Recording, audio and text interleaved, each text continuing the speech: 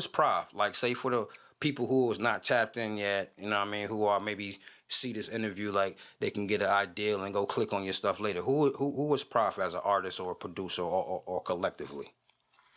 Shit, man, I'm just a maestro, man.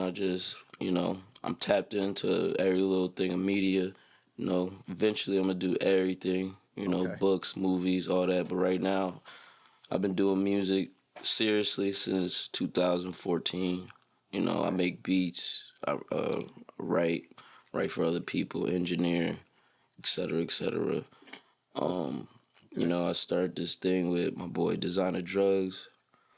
LSD, yeah. So ever since 14, we've been rocking and shit, and collabing with other people outside and bringing them into the fold.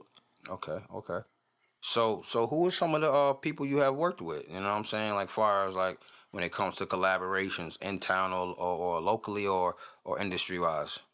Well, everybody in the city know us. You know what I mean? Locally, you can start off like Blacksmith, Fabian. Okay, shout out to Making Moves. Shout out Making that Moves. Whole crew. My man Tox 80 Proof. Okay. We got our young boys RVO, Jalen, Daquan. A lot of people. Karina Capri. Okay. I did songs with Conway, Streets, Chez Noir. You just work it, man. So it sounds like you've been really, like you just said, you've been working, so really putting that, you know what I mean, that stamp on shit for niggas. Yeah, when you just working, shit just come to you, so. Now, is it all rap or is it beats too, or is it just like, collectively or both? In the industry, man, I always try to at least put a verse and shit with somebody. But yeah, it's usually on my production. Like I said, like we bring people to the fold, so we got other producers like Nexus. Okay. Nexus from out here, Holyoke. He done a lot of shit. He did a tape with Camouflage Monk from Griselda. Okay. Slime Poe from Smith House Records. Okay.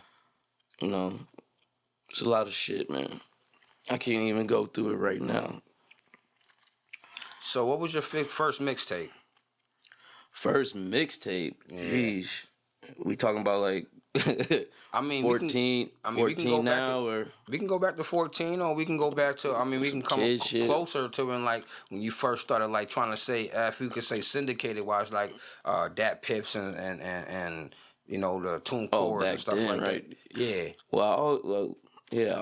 I used to make mixtapes in school and shit, and I used to sell them and shit. I used to do like Cannabis versus Eminem versus Graph and shit, and I used to make a little couple dollars off them.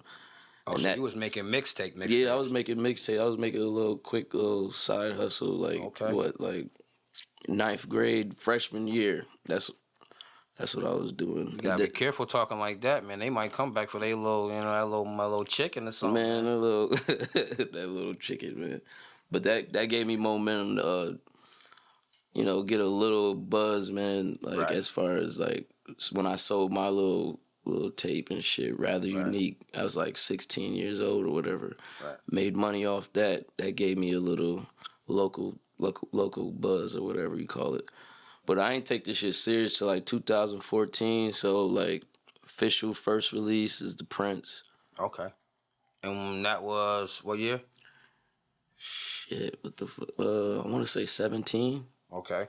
So you said you started rapping in 14, so 3 years after you started rapping, you actually dropped a mixtape. Yeah, like getting my own studio, getting it right with Pro Tools and all that stuff, and making sure the quality up there.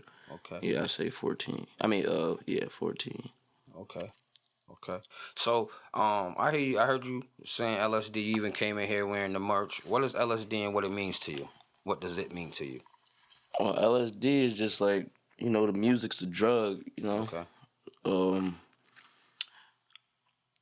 If you know about the drug LSD, acid or whatever, it's, it was more promoted. It wasn't created, but Timothy Leary, he was born out here where I'm from, Springfield, Massachusetts.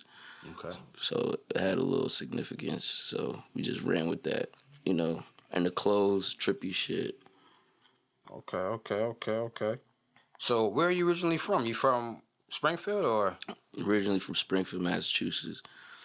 But, you know, I've been cross country everywhere. You know, a little time in LA, a little time in Ohio. Okay. Shout out to LA, shout out to Ohio. Yeah, I got a lot of family in the Midwest. Okay. So I noticed when the beat you make, it say Darko music. Darko. Sorry, Darko. So now let me. Darko music. That's the name. That's what it say, right? Yep. So again, so who is Darko music, if we don't mind asking? Darko music. That's And what is the difference between Darko and Prof? Okay. PROF.PARKS. Yeah. So Darko music. That's my producer name, man. Okay. So I basically came up with that a long time ago. Like, as far as, I used to have a producer, my boy Peacock. He out in San Diego. He's still doing things and shit with the music. He always keep me in tune. But he used to always give me beats, and I used to always add little samples and everything to him. So I know it used to, like, you know, be like, yo, why you do this? Why you do that? Right. So then he was like, always like, yo, you should make your own beats, one day. And I was like, you know what? That's what I'm gonna do.